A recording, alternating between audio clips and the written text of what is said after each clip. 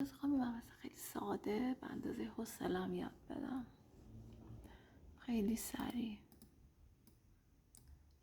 نقطه میارم همینجا، ایکس و ایگرگش رو تعیین میکنم، مثلا 6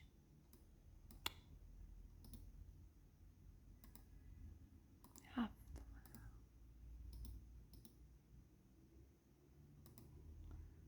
5 0. خب دوتا دایره میارم،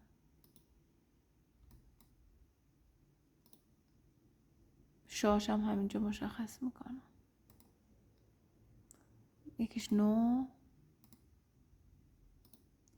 یکیش هم 7 میگیرم. خب نه دیگه همچین شکلی به ما داد. حالا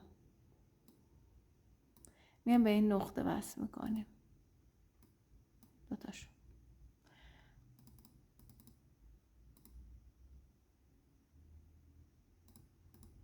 یه مرج میارم، جفتی رو بهش وصل میکنم.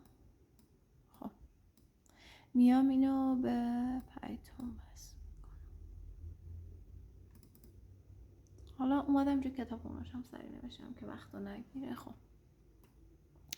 ما یه گاید داریم دیگه، یه جفت که مرج کردیم شد دیگه.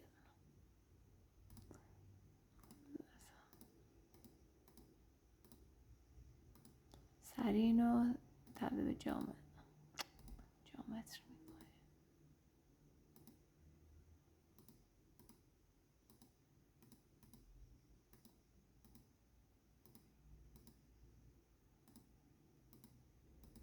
خب ایکس گرفتیم ورودمون دیگه.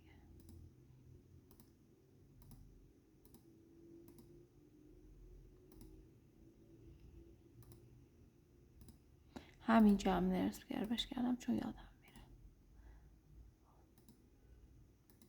حالا میخوام رو چیکار کنم؟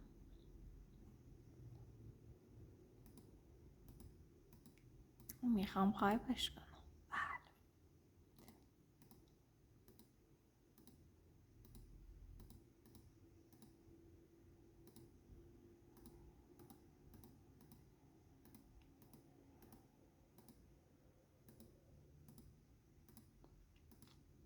خب حالا مشخصات و خودش داره میگه چیا رو بزن.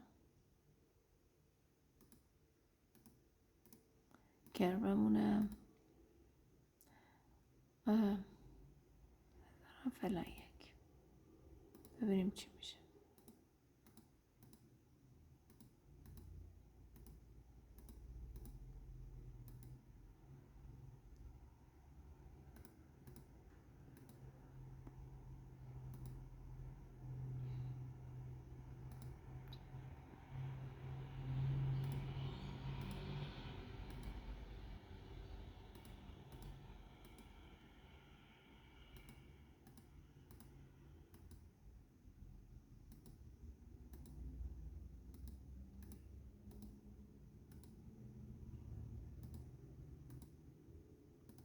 خب درست بود. حالا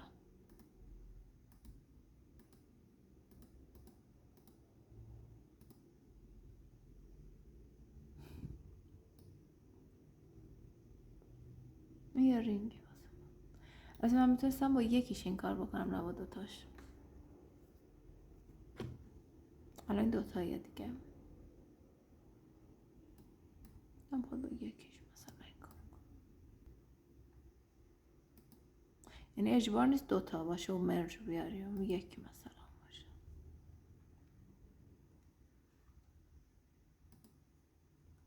مرجم پاک میکنم. عصبانی شد.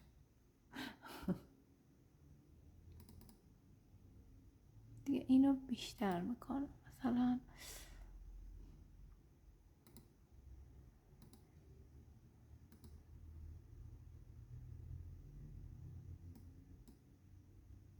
اینجا.